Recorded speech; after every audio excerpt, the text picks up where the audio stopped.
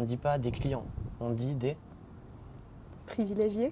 invités silencieux. Je suis déjà retrouvée à courir dans les couloirs pour aller peindre une pièce en noir. La star du prochain défilé, ça sera ça. Le prochain défilé se passera à tel endroit. À chaque fois, la première réaction, c'est « Waouh, trop stylé !»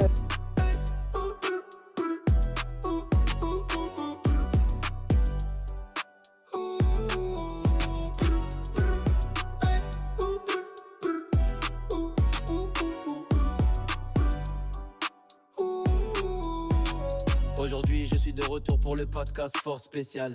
On a une invitée, il s'agit de Marie Bastien. Elle a 24 ans, elle est ingénieure dans le luxe. Et aujourd'hui, on va découvrir sa force spéciale. J'espère que ça va vous plaire, n'hésitez pas à vous abonner au podcast Force Spéciale.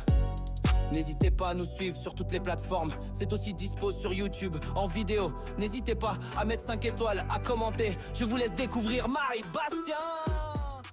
Bienvenue dans Force Spéciale, le podcast qui révèle la force singulière de personnalités issues de secteurs variés. Ici, chaque épisode met à l'honneur celles et ceux qui bousculent les codes.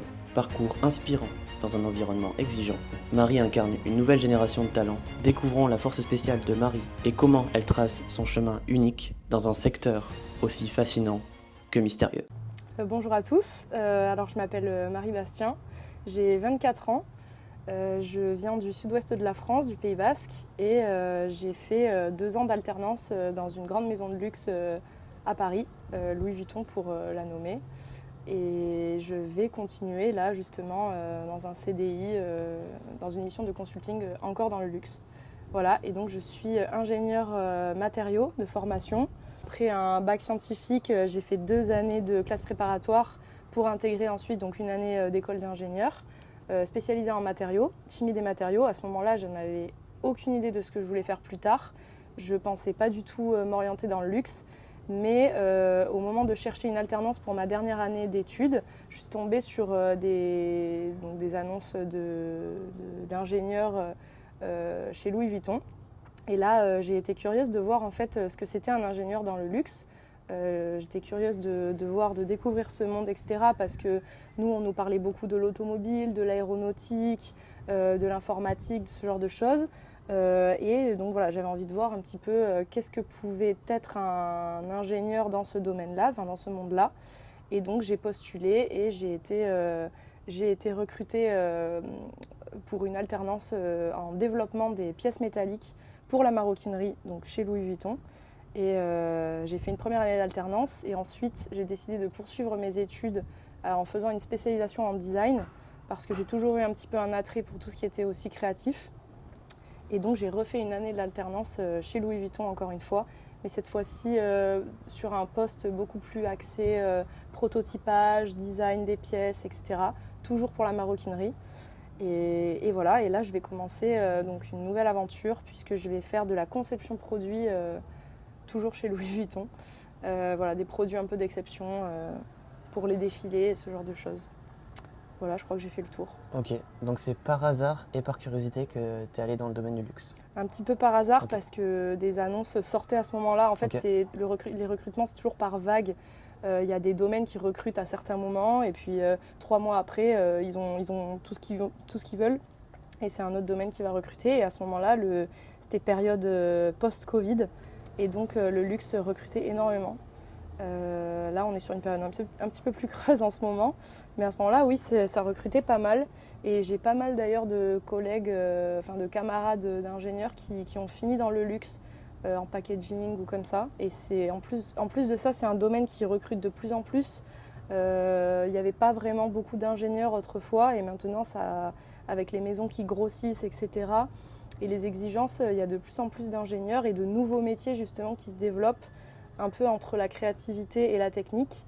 Et ces nouveaux métiers justement sont très en vogue et c'est pour ça qu'à un moment donné, ça a beaucoup recruté dans ce domaine-là. Ok, et si tu devrais utiliser 3 mots pour décrire ton parcours, ce seraient lesquels? Je dirais créativité, Ok, parce que sans créativité, on ne peut pas faire ce genre de métier. Rigueur ok. et j'ai envie de dire un peu un grain de folie. Je Ok. sais pas si ça compte comme un mot, mais... Folie, ouais, j'aurais dit folie, curiosité. Parce Ouais, que pour aller dans ouais, le luxe. curiosité. Ouais. Curiosité. parce que c'est pas... Ouais, et inattendu, j'ai envie de dire, Ok. inattendu aussi. Ouais. Parce que c'est pas là où, quand on pense ingénieur, c'est pas forcément le domaine le premier auquel on pense. Ok. Donc on y reviendra plus tard dans pourquoi ingénieur. Mais déjà là j'avais une question, c'est quand tu rencontres des personnes que tu connais pas et que tu leur dis que tu es ingénieur dans le luxe, quelle est leur réaction? À chaque fois, la première réaction, c'est waouh, c'est trop stylé. Ok. Ah ouais, ingénieur chez Louis Vuitton. Ah ouais, stylé. Voilà, vraiment, à chaque Ok. fois, les gens s'extasient. Et moi, à chaque fois, je les calme. Je leur dis non, mais c'est pas. Déjà, je suis pas plus payée j'ai un salaire d'un ingénieur parisien, mais pas plus que dans une autre boîte technique, enfin plus technique. Et voilà, enfin, c'est un métier comme un autre. C'est sûr que le monde du luxe est un monde assez particulier, mais une fois qu'on est dedans, ça n'a rien de si exceptionnel finalement. Ok. Et donc quand est-ce que tu t'es dit l'ingénierie c'est fait pour moi? Alors j'ai toujours aimé les sciences. Voilà, je vais un peu raconter ma vie, mais de base, Vas-y, je voulais c'est faire fait une pour ça, école hein. d'art. Ok. Je voulais faire une école d'art parce que j'ai toujours aimé tout ce qui était artistique, créativité, etc. Sauf que je me suis vite rendu compte que je voulais pas du tout être graphiste ou ce genre de choses parce que déjà c'est un milieu qui est très concurrentiel. Moi j'avais pas envie d'avoir cette pression de devoir me démarquer par rapport aux autres parce qu'il y a énormément de gens qui font ça.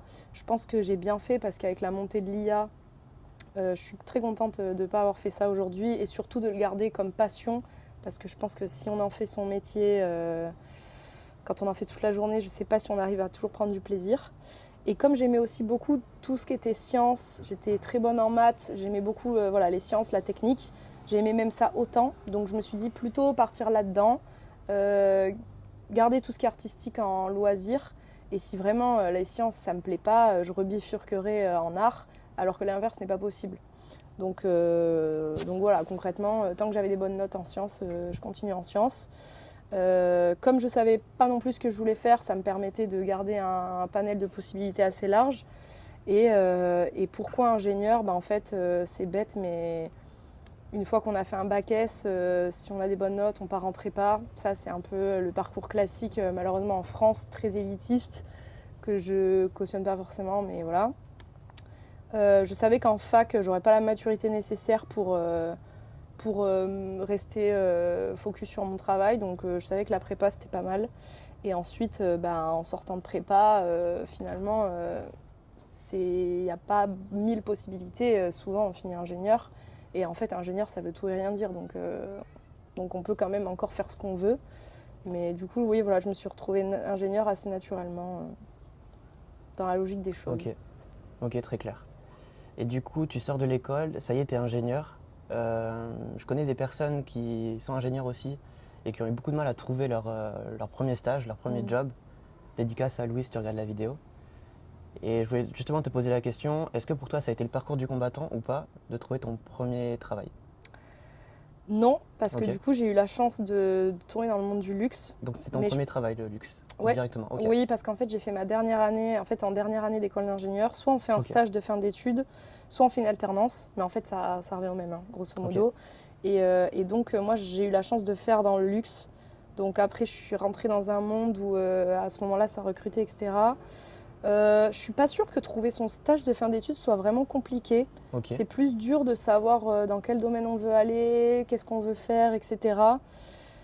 Après, c'est toujours la chance. J'ai des copains qui ont galéré après leur stage. Ils n'ont pas été recrutés et ils ont cherché du boulot pendant 6 mois parce que la période était compliquée. Et après, il y en a d'autres qui ont continué en stage, qui n'ont jamais galéré à trouver du boulot. C'est un peu au petit bonheur la chance. Ça dépend du milieu, des opportunités, des contacts, beaucoup de choses. Je ne sais plus si c'était la question de base. Oui, c'était ça. Ok. Ok. Et est-ce qu'à travers ton travail, des fois, tu as été confronté à une situation difficile, une galère, un défi à relever? Dans mon qui t'a travail fait grandir, ouais. Tout le temps. Dont tu peux parler? Est-ce que tu peux parler ou pas de... Ouais, carrément. Je sais pas si j'ai un exemple précis en tête, mais en fait, dans le luxe, c'est quand même un milieu qui est très exigeant.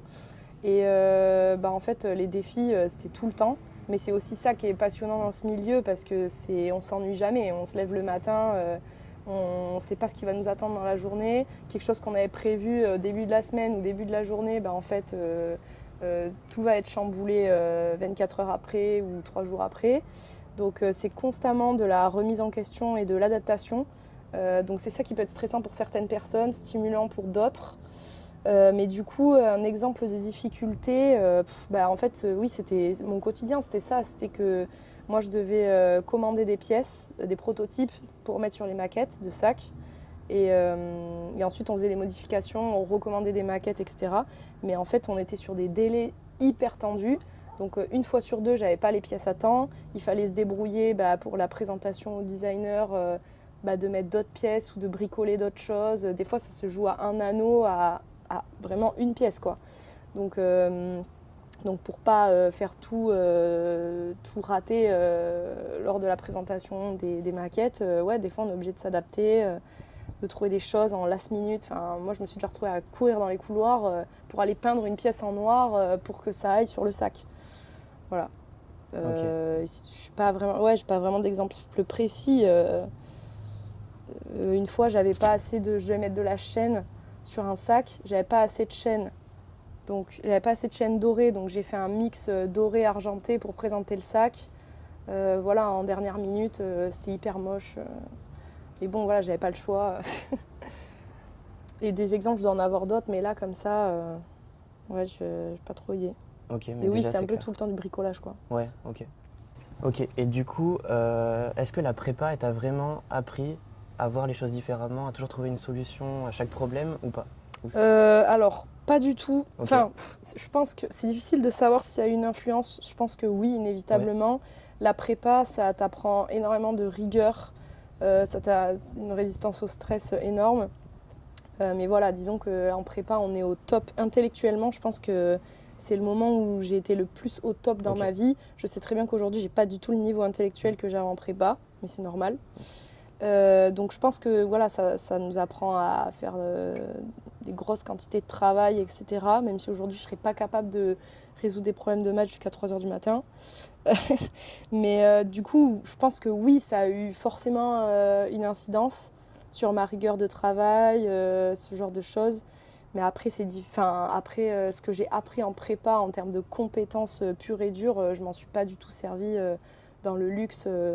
Dans mon métier, mais voilà, c'est plus en termes de soft skills, je dirais, en termes de rigueur, de sérieux, d'organisation aussi. Voilà. Ok, Je pense que oui, ça a dû servir un peu, forcément. ok. Maintenant, tu as dit le luxe était un peu par hasard. Est-ce que l'ingénierie, tu as eu des inspirations, des rencontres qui t'ont donné envie de devenir ingénieur ou c'était vraiment, comme tu disais, avec le parcours classique après le bac S? Alors, mon père est ingénieur, mais pas Ok. du tout dans le même domaine. Donc j'espère qu'il n'a pas eu d'influence sur mon choix. Honnêtement, je pense pas. Il a tout fait pour pas avoir d'influence. Moi, je me voyais... En fait, disons que quand on part en sciences, c'est soit j'ai l'impression... Dans ma tête, c'est un peu soit on part en recherche, soit on fait ingénieur, c'est-à-dire concret dans les entreprises, ou alors prof. Je voulais surtout pas être prof. Je me voyais pas faire de la recherche en labo, etc. Toute ma vie, voilà. Donc en fait, ingénieur, moi je voulais du concret. Ok. Donc ingénieur, voilà, on crée des choses, on résout des problèmes, c'est du concret. Et ce qui m'a vraiment fait me décider, c'est qu'au moment où j'hésitais entre l'école d'art et continuer en sciences, j'ai rencontré je sais même plus comment, c'était à l'école, il devait y avoir un salon ou un forum, quelque chose comme ça. Et j'ai rencontré des ingénieurs qui m'ont dit, mais en fait, toi, tu as besoin de créativité. Et ils m'ont dit, mais dans le métier d'ingénieur, tu auras forcément de la créativité. Tu vas continuer à créer des choses. Ce ne sera pas pareil, ce ne sera pas avec un pinceau. Mais tu auras quand même cet aspect-là qui te plaît. Donc là, ça a fini de me convaincre. Je me suis dit, ok, let's go, je vais être un ingénieur créatif. Ok. Mais à ce moment-là, j'avais pas du tout en tête le luxe. Hein. Ouais. Pas du tout. Ok. J'étais trop jeune. Enfin, j'avais 18 ans. Je savais même pas dans quoi j'allais finir, quoi. Ok. Voilà. Ok, c'est intéressant. C'est aussi pour ça que le métier dans le luxe, j'en avais pas forcément conscience au moment où j'ai postulé, mais après je m'en suis rendu compte. C'est aussi un type d'ingénierie, là, les métiers qui me plaisent, parce que justement il y a ce côté artistique, on crée des beaux objets. Ok. Voilà, c'est l'artisanat à la française, c'est des produits qui sont faits en France à la main, qui sont conçus en France de A à Z. Et puis voilà, c'est du créatif, quoi. On fait du beau, on fait pas des accoudoirs de voiture. On fait des choses exceptionnelles, des produits qui vont sortir en 10 exemplaires dans le monde. C'est assez exceptionnel, enfin, c'est assez satisfaisant. Ok. Et tu continues de peindre à côté Malheureusement, pendant mes études, pas du tout. Je pensais plus à faire la fête, Ok. pour être honnête. J'ai repris un petit peu là récemment. Là, j'avais pas mal de temps libre récemment, donc avant de justement recommencer ma nouvelle mission, là, je m'y suis un petit peu remise. Ça me fait du bien. Ou dès que je suis en voyage, comme ça, j'aime bien dessiner. Mais bon, pour être honnête, il faudrait que je m'y remette. Pour quelqu'un qui aime ça, j'en fais pas assez, ça c'est sûr. Ok. Mais j'aimerais bien m'y mettre plus souvent, ouais. Je pense que tu vas être confronté à certaines déformations professionnelles où justement tu vas revenir sur certaines choses que tu avais faites et tu vas te dire peut-être que tu les aurais fait différemment maintenant avec ton passif d'ingénieur. C'est possible, ouais. Ça pourrait être intéressant, ouais. Si tu devais, j'avais noté cette question, si tu devais donner un conseil à la petite Marie, ce serait quoi? Alors, petite, de quand? 12 ans. Ouais, je sais pas. Je sais pas si du coup c'est un lien avec le métier, mais je lui dirais de vraiment prendre confiance en elle, de qui elle est, d'arrêter de se comparer aux autres. Enfin, je sais que c'est hyper bateau, mais malheureusement, c'est tellement le plus gros frein dans une vie, je trouve, que je lui dirais voilà, d'arrêter de se comparer, de faire son propre chemin, d'arrêter d'essayer de ressembler à quelqu'un d'autre, parce qu'on est tous uniques et c'est ce qui fait notre force plus tard en grandissant. Et aujourd'hui, je me sens bien dans ma peau, etc. Mais c'est vrai que j'aurais aimé l'être plus tôt. Et ouais, je pense que du coup, on se forge une personnalité, toute une personne, etc. Et je pense que le plus tôt ça arrive, le mieux c'est. Ouais, le plus tôt on est épanoui, le plus tôt on est heureux, et le plus tôt on arrive aussi à prendre du recul sur des situations stressantes, à gérer des problèmes, résoudre des challenges, etc. La maturité, quoi, en fait. Ok. Et qu'est-ce qui t'a fait gagner en maturité? Je pense que vraiment le gros truc qui m'a fait gagner en maturité, c'est on a fait un stage, enfin quand on est ingénieur, on doit forcément faire 4 mois à l'étranger à un moment donné dans sa scolarité. Et donc je suis partie 4 mois en Australie faire un stage. Et je pense que ça a été un sacré boost de confiance en moi, de maturité, parce que j'ai dû me débrouiller, parler anglais, etc. Ensuite, j'ai commencé à voyager seule, et ça a beaucoup, beaucoup développé ma confiance en moi. Donc, je pense que c'est ça. Et puis après, juste les expériences, quoi. Les études. Je sais que j'ai vraiment pris confiance en moi en école d'ingénieur, je pense. Parce qu'on prend en indépendance, avec ses fréquentations, etc. Et puis forcément, mes premières alternances, premier pied dans le monde du travail, ça te forge une personnalité. Hein. Forcément, ça te met dans le grand bain, quoi. Ok. Ouais, je pense que c'est ça. Il faut Ok. sortir de sa zone de confort. Enfin, encore une fois, c'est ce que tout le monde dira, mais c'est tellement vrai. Il faut se challenger, il faut sortir de sa zone de confort. J'aurais pu aller faire un stage en Belgique, ça aurait marché pour ma scolarité, mais non. Moi, je me suis dit, c'est l'occasion de me dépasser. Et du coup, j'ai voulu aller en Australie. J'avais peur, hein. Quand je suis arrivée, j'étais comme ça. Hein. Mais aujourd'hui, je regrette pas, ça a été la meilleure décision de ma vie. Ouais, d'ailleurs, t'as beaucoup voyagé, de ce que je me souviens. Ouais. T'as même une anecdote, ouais. je crois, à raconter ton rapatriement. Ouais. Est-ce que tu peux raconter cette anecdote rapidement Du coup, là, entre ma dernière année d'alternance et maintenant, il s'est écoulé environ 1 an parce que j'avais prévu de partir voyager 6 mois en Amérique du Sud, toute seule à sac à dos, parce que justement, j'avais tellement adoré l'Australie que je voulais absolument repartir dès que mes alternances seraient finies. Et en fait, donc j'ai adoré, j'ai fait toute l'Argentine pendant 1 mois et demi. Et arrivé au bout d'1 mois et demi, j'arrive en Bolivie. Et 1 semaine après être arrivée en Bolivie, je me casse le pied. Triple fracture en randonnée.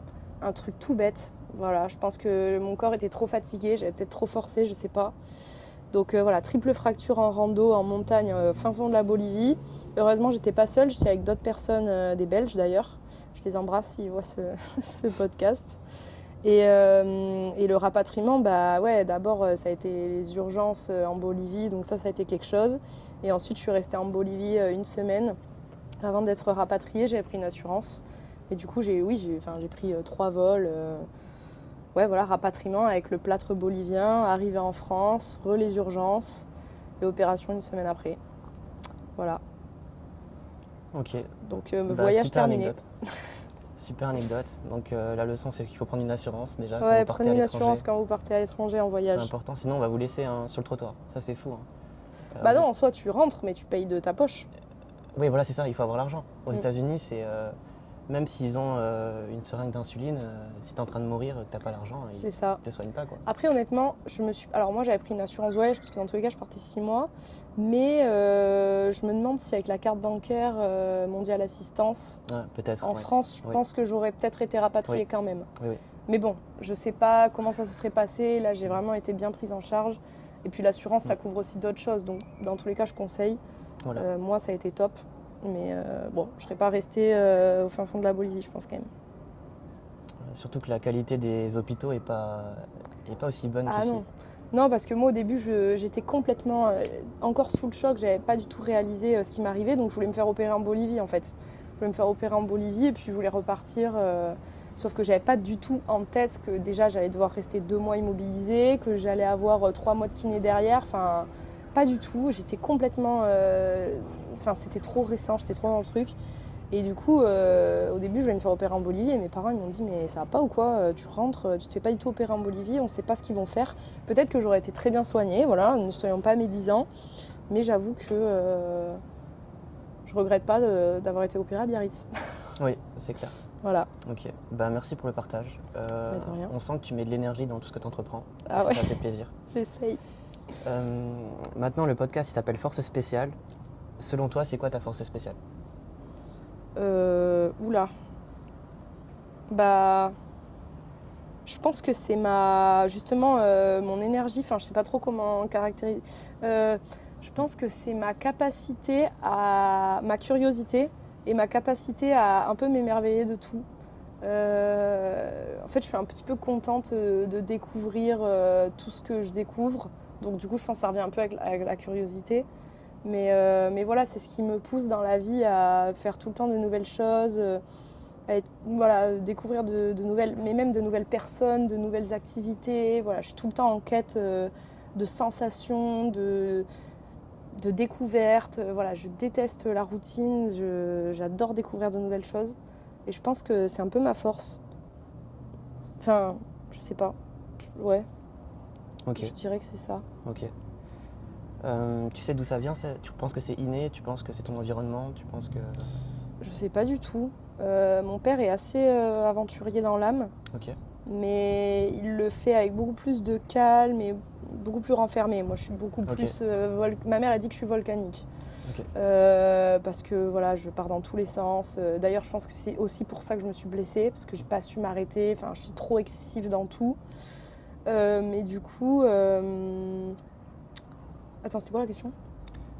Bah, tu t'as répondu. C'est peut-être ton père qui t'a inspiré Ah oui, qu'est-ce qui m'a... Ouais, à devenir ouais, je sais aventurière. pas, mon tempérament. Après, j'ai toujours été éduquée pour être curieuse. Voilà, mes parents m'ont inculqué la lecture, voilà, me cultiver, ce genre de choses.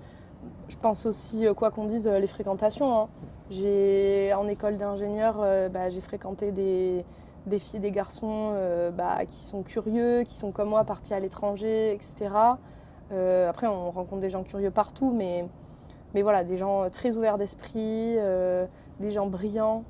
Et moi, j'adore m'entourer de personnes comme ça parce que c'est hyper intéressant dans la vie, quoi. Ouais.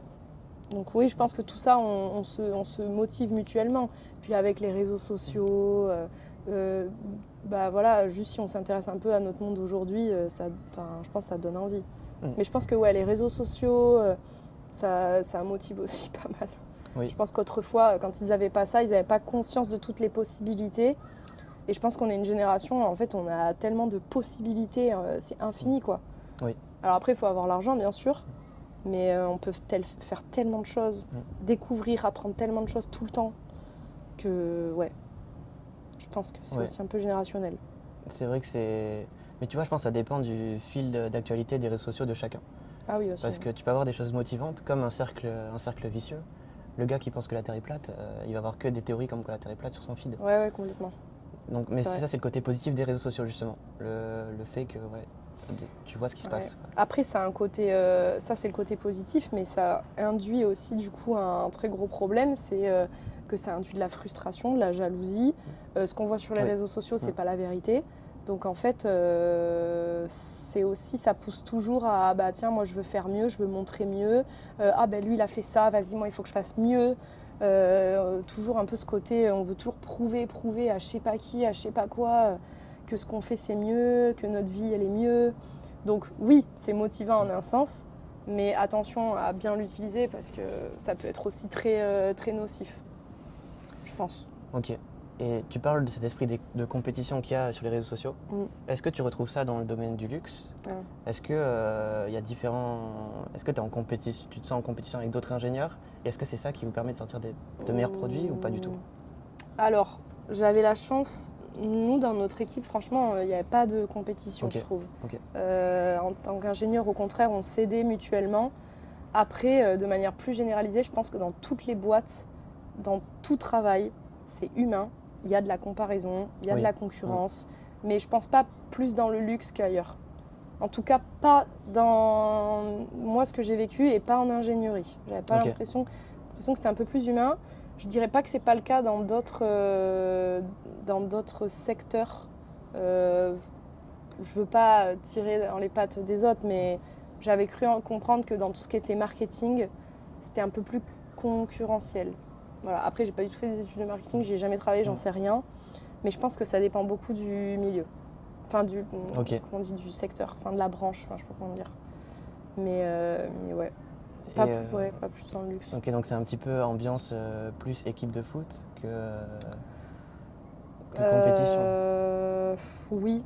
Et- Oui, en soi, on était une Ok. grande équipe, on s'entraidait. Après, chacun avait ses responsabilités, Oui, avait ses ok. produits.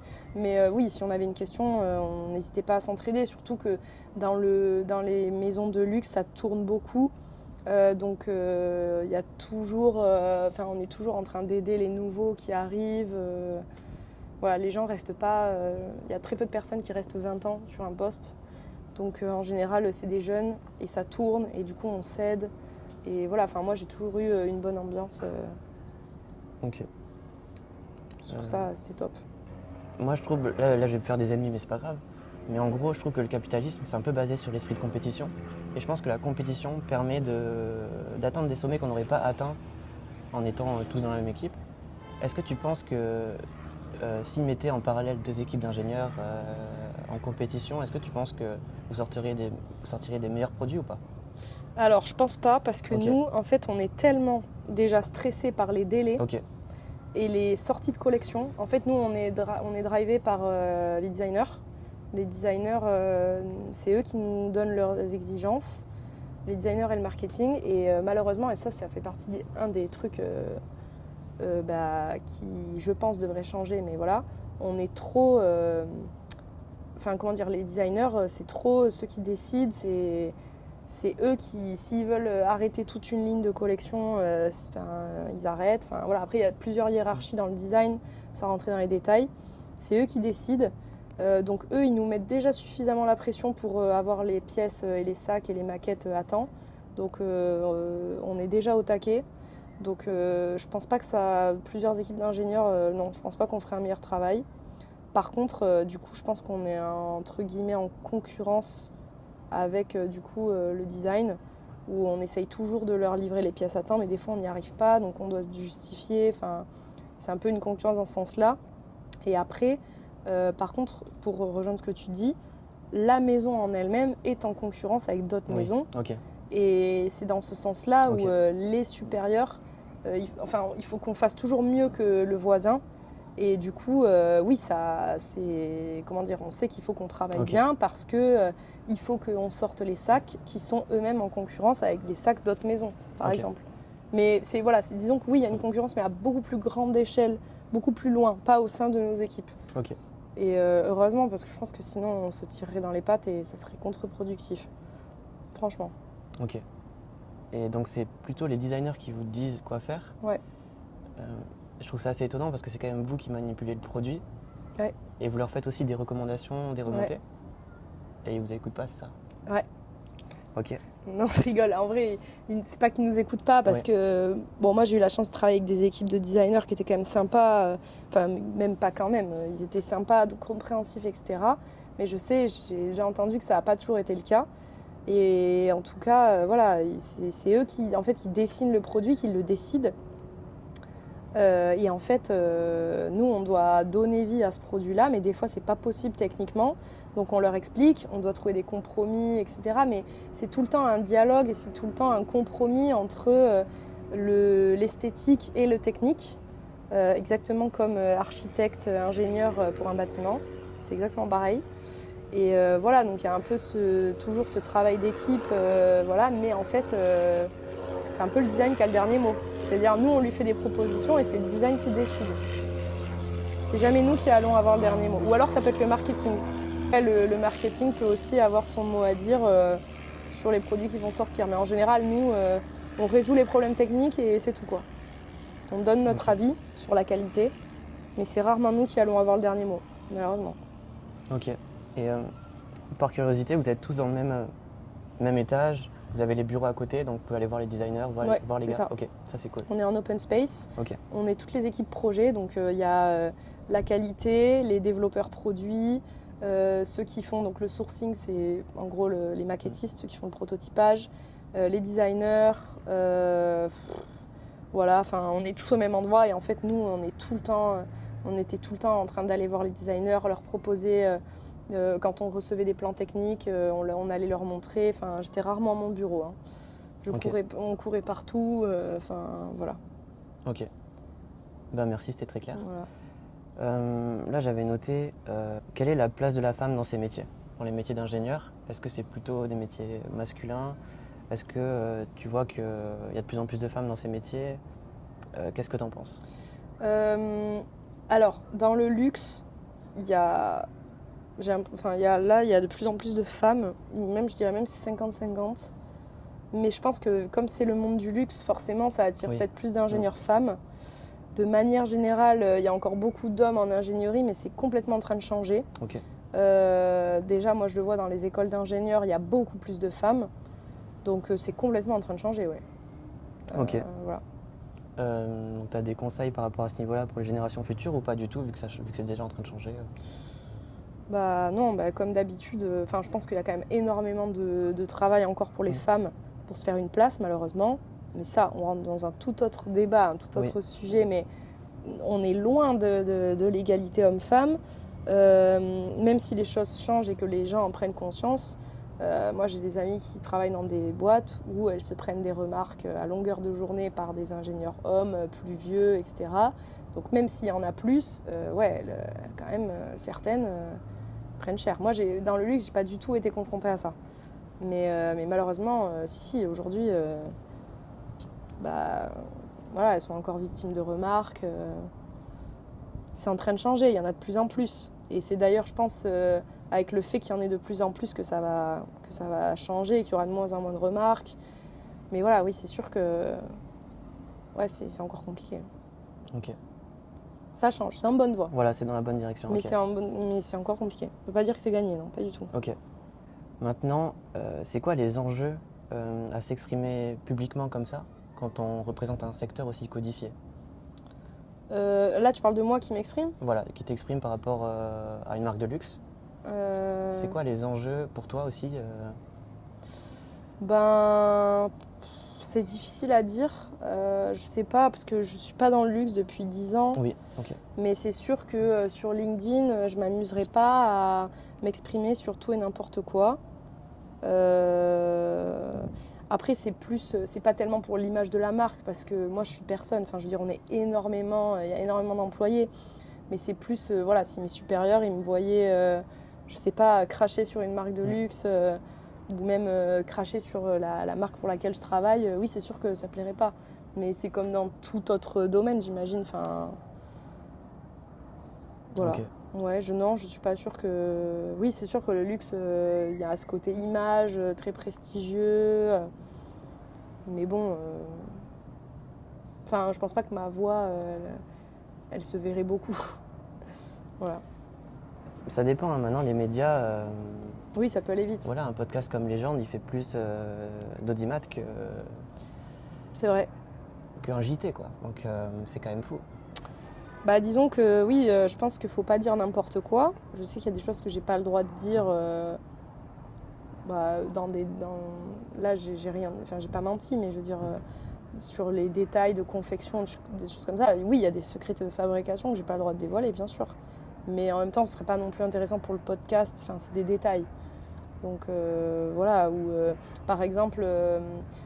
Si là j'y suis pas encore, mais par exemple si là j'y travaillais, je travaillerais pour les 2 collections à venir, les 2 prochains défilés, oui c'est sûr qu'il faudrait pas que je m'amuse sur un podcast à diffuser, à dire bah voilà la star du prochain défilé ça sera ça, le prochain défilé se passera à tel endroit, même si moi je le sais, il faut absolument pas que je le dise. Là par exemple, ça je peux le dire parce que ça a été annoncé, là Louis Vuitton est en train de sortir sa gamme de produits de beauté. Moi, je le savais depuis 1 an, mais on n'avait absolument pas le droit de le dire. Là, maintenant, ça a été annoncé, ça sort en août. Mais du coup, voilà, c'est quelque chose que je savais que j'avais pas du tout le droit de divulguer. Il n'aurait pas fallu que je m'amuse à le dire là en podcast. Ok. Mais ça, après, c'est comme dans tous les métiers. Enfin, je veux dire, tout ingénieur qui travaille sur un projet qui va sortir 6 mois après n'a pas le droit d'en parler. Oui. C'est pas... Je sais pas, honnêtement, je sais pas si dans le luxe, c'est plus risqué que dans notre monde. Ouais, je vois très Je bien. suis pas sûre. Ouais. Je pense que c'est juste la clause de... Enfin, la confidentialité du travail, quoi. C'est ça. Du coup, on perd un peu en authenticité, mais en soi, c'est dans tous les domaines. Hein. C'est ça. Pas que au luxe. Ouais. Du coup, c'est vrai que c'est en train de se démocratiser, ça codifier un petit peu son image, etc.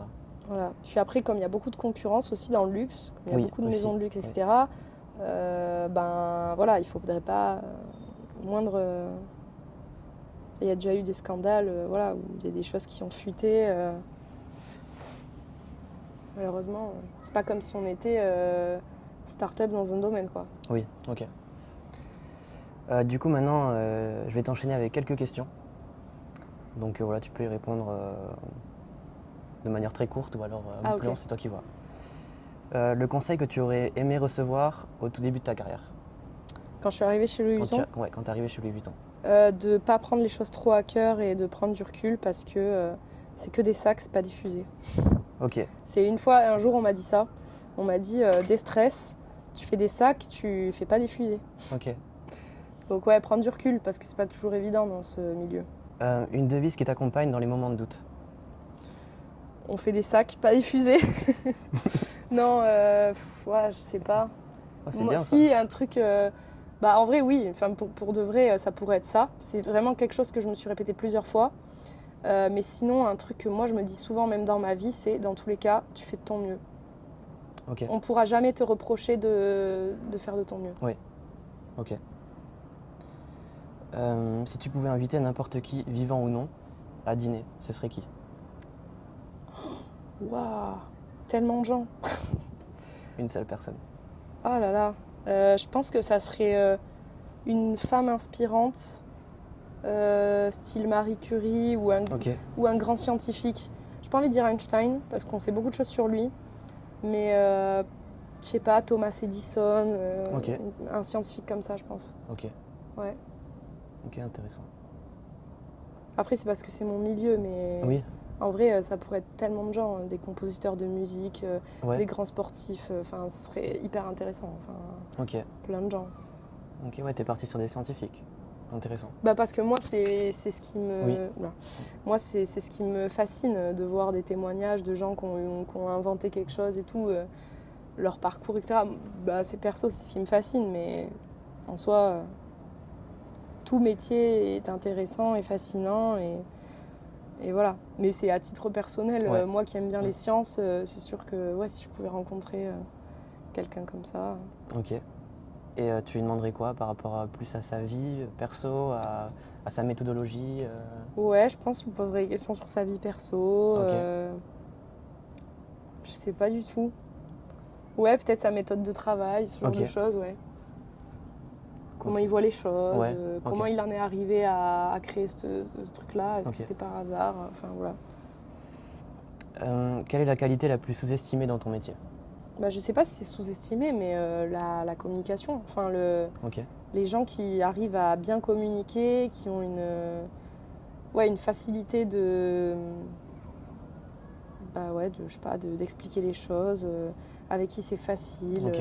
avec qui on se sent direct à l'aise, direct libre. Je pense que c'est un truc. Mais après, je sais pas si c'est sous-coté, mais parce que ça fait partie des choses qui sont bien au travail, mais. Oui. Mais ouais, je trouve que c'est vraiment un plus. Ok. Un collègue comme ça, c'est agréable. Ouais.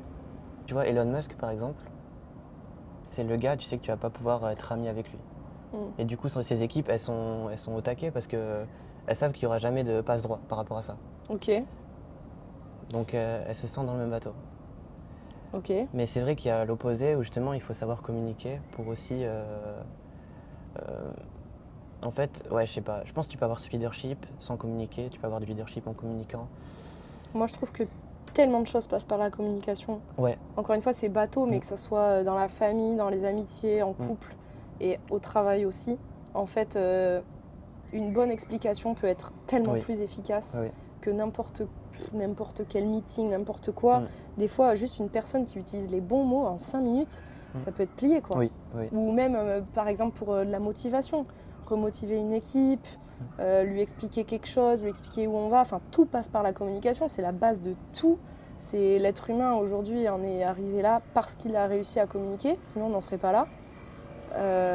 À communiquer son savoir, à communiquer ses idées, etc. Donc je trouve que la communication c'est la clé de tout. Et il y a des gens, ils ne savent pas communiquer. Enfin, c'est un truc, c'est pas évident à faire. D'expliquer ses idées, d'expliquer plein de choses. Enfin, je trouve que la communication c'est quelque chose qui s'apprend dans la vie. Et certaines personnes y arrivent mieux que d'autres. Et je trouve que c'est un truc qui fait la différence dans une équipe. Voilà. Je sais pas si j'ai répondu à la question. Ouais, si tu as répondu. Et c'est aussi un travail à faire du côté du leader et du directeur de l'entreprise. Ah, parce que ça s'apprend complètement. Voilà. Et de dire à ses employés justement que tu peux pas lui reprocher de dire quelque chose qu'il a fait de mal. Par contre, de le découvrir par soi-même, là tu peux lui reprocher. Ouais. Et du coup, pardon, je sais pas si je peux rajouter un truc. Vas-y. Mais avec la communication, j'ai envie de rajouter peut-être l'intelligence émotionnelle. Ok. C'est un terme que certaines personnes, elles n'ont pas forcément conscience. Alors, je sais pas si c'est un truc récent ou pas, mais je trouve que l'intelligence émotionnelle, mais dans la vie en général, en fait, c'est trop important. C'est trop important de se rendre compte de l'impact de ces mots, du coup, ça rejoint avec ce que je disais, de voir quand on blesse quelqu'un, de voir quand quelqu'un est mal à l'aise, de voir quand au contraire on lui fait plaisir. Et ça, au travail, c'est pareil. Il y a des gens qui manquent beaucoup d'intelligence émotionnelle et des gens qui en ont beaucoup et ça fait la diff. Des fois, ça peut faire la diff dans une équipe, sur un travail, etc. Mais du coup, c'est un peu lié à la communication. Ouais, mais c'est super important, je suis d'accord avec toi. Quelle est la dernière chose qui t'a inspiré? Que ce soit un livre, un film, un post? Mais qui m'a inspiré pourquoi? Qui t'a inspiré, qui t'a donné envie, je sais pas, d'aller courir, qui t'a donné envie de travailler encore plus un matériau Je sais pas si ça m'a inspiré, mais hier j'ai vu sur Instagram un mec qui faisait c'est le gars qui a fondé Tableau Paris. Je connaissais pas du tout, j'ai une copine qui connaissait et elle m'a dit « Ah, mais tu connais pas et tout ». Et en fait, c'est un gars, il fait des tableaux des coffrets et des planches apéritifs, mais il les construit comme des tableaux et comme des collections. Donc en fait, déjà, il les dessine avant, comme un créateur qui dessine ses robes, etc. Et lui, il dessine ses plateaux et après, il les assemble et il fait des choses magnifiques. Et je me suis dit, waouh, le gars, il a réussi à allier justement son côté artistique, son côté artiste, créatif, et son amour pour la nourriture et l'apéro, et le fait d'être traiteur. Et je trouvais ça génial qu'il ait réussi à allier les deux. Donc du coup, je sais pas si ça m'a inspiré, mais je me suis dit, waouh, trop bien. Ok. Donc oui, quelque part, oui, je pense que c'est la dernière chose qui m'a inspiré. Ouais, ok. Ok, intéressant. Voilà. Je pense que c'est un truc que j'aurais pu faire parce que j'adore manger et j'adore ce qui est beau à voir et tout. Donc je me suis dit, c'est un truc que j'aurais adoré fonder, quoi. Ouais. Du coup, l'idée est prise maintenant, mais c'est vraiment un truc que j'aurais pu faire. Ouais. Après, c'est pas parce qu'il y a des concurrents que tu peux pas aller sur le marché. Oui, pas faux, mais bon. J'aime pas voler l'idée des autres. Ah oui, tu te l'appropries, tu la voles pas. On n'a pas conscience, mais en fait, quasiment tout ce qu'on fait dans notre vie, ça a été influencé par un événement qu'on a vécu ou quoi. Ouais, mais là, ça serait vraiment librement Ouais, de s'inspirer. Oui, c'est sûr, je pourrais créer un business à partir de ça, mais je sais pas, j'aurais pas l'esprit tranquille, tu vois. Ouais, ok. Je me dirais que ça vient pas de moi. Qu'est-ce que t'écoutes en ce moment comme musique? Une musique? Waouh. Là, je reviens d'un festival techno, donc forcément, là, j'ai eu ma période un peu électro-techno. Sinon, j'écoute pas mal du rock, du vieux rock, enfin des vieilles musiques de rock et tout. Et sinon, je peux te citer ma musique préférée de tous les temps, c'est Dancing in the Moonlight. J'ai plus le nom de l'artiste, du groupe, mais c'est vraiment une musique, je l'écoute, elle me met de bonne humeur. Ok, Good vibes. Voilà, je l'adore. Dès que j'ai un coup de mou, je la mets. ok, Même quand j'ai pas de coup de mou d'ailleurs. ok. Dancing in the Moonlight. Ouais. Donc, je crois que je peux pas la mettre au podcast, mais n'hésitez pas à aller l'écouter. Ouais, Et, elle est vraiment bien. voilà. Et dites-le dans les commentaires justement ce que vous en avez pensé. Est-ce qu'elle vous met vous aussi de bonne humeur? C'est quoi ton endroit préféré à Biarritz pour souffler après une grosse journée? C'est la plage d'Île Baritz, en bas de chez moi. Ok. J'aime bien y aller, voilà, j'y vais à pied. Je trouve que c'est une plage qui est magnifique et un peu sous-cotée. Enfin, il y a du tourisme, mais rien à voir avec la grande plage ou la côte des Basques. Et je la trouve magnifique, cette plage. Et vraiment, l'autre jour, j'y suis allée au coucher de soleil. Je me suis dit, mais waouh, c'est aussi beau que des plages que j'ai vues en Australie, alors que c'est en bas de chez moi. Et ouais, voilà, si j'ai envie de souffler, je vais marcher en bas. Je me pose sur le sable ou sur les rochers. Ouais, je l'ai déjà eu fait, d'ailleurs. Ok. C'est vrai que c'est une belle plage, plage d'Île Baritz. Tu vas à l'eau un peu ou non? Tu restes sur le sable tout le temps? Si, j'adore aller me baigner au coucher de soleil. Ok. Là, je vais te dire le début d'une phrase. Tu termines. Parfois, le luxe, c'est... Bah, surprenant. Parfois, le luxe est surprenant. Même, c'est même pas parfois d'ailleurs, c'est déroutant, surprenant. Ok. Je pense qu'il y a mieux. Attends. Parfois, le luxe, c'est beau. Parfois, Non, je le luxe, c'est beau. Parfois, pas tout le temps. En fait, j'ai des mots, mais c'est pas parfois, c'est souvent. Donc, parce que ok. j'ai envie de te dire novateur, mais du coup, c'est pas parfois, c'est souvent. En fait, j'ai envie de te dire parfois le luxe est ridicule, parce que c'est vrai. Parfois, c'est franchement ridicule. Et des fois, ça peut être magnifique. Ok. Mais c'est aussi normal, parce que comme c'est un milieu qui est très novateur, qui teste beaucoup de choses, bah, des fois, ça marche, et des fois, ça marche pas. Et des fois, des choses qu'on pensait qui n'allaient absolument pas marcher font un carton, et inversement. Et je pense que c'est aussi la force de ce milieu-là, c'est de tester plein de nouvelles choses. Ok. Et c'est ça qui est trop bien aussi dans ce monde-là, c'est qu'on fait des choses folles. Ouais, en fait, ça, parfois, le luxe, c'est un peu fou. Ok. Ouais, je dirais ça. Parfois, le luxe, c'est un peu fou. Ok. Ouais, c'est pas mal. Ah, c'est vraiment le mot qui définit le truc, ouais. Ok. C'est fou. On fait des trucs, on crée des choses, mais complètement folles. Mais dans le bon sens comme dans le mauvais sens. Vous l'interprétez comme vous voulez. Ok. Mais ouais, parfois le luxe, c'est fou. Ok, la sémantique est intéressante. Bah écoute Marie Bastien, merci beaucoup d'être venue à ce podcast. Bah, merci à toi. Où c'est qu'on peut te retrouver? Sur les réseaux, Instagram, LinkedIn? Oui, Marie Bastien. Ok. Sur Instagram, sinon ouais, sur LinkedIn. Mais du coup, beaucoup plus professionnel. Mais ouais, Marie Bastien sur Instagram. Mais je suis pas du tout une star. C'est l'occasion de faire ta promo aussi. Ouais, si vous voulez échanger, si vous avez des questions. Voilà, si le podcast vous a N'hésitez intéressé, pas. si ce qu'a dit Marie Bastien a résonné en vous, n'hésitez pas à lui écrire, à la contacter sur les réseaux. Et j'aimerais terminer sur cette phrase. Parfois le luxe c'est ridicule, mais des fois c'est fou. Merci d'avoir visionné et on se dit au prochain épisode.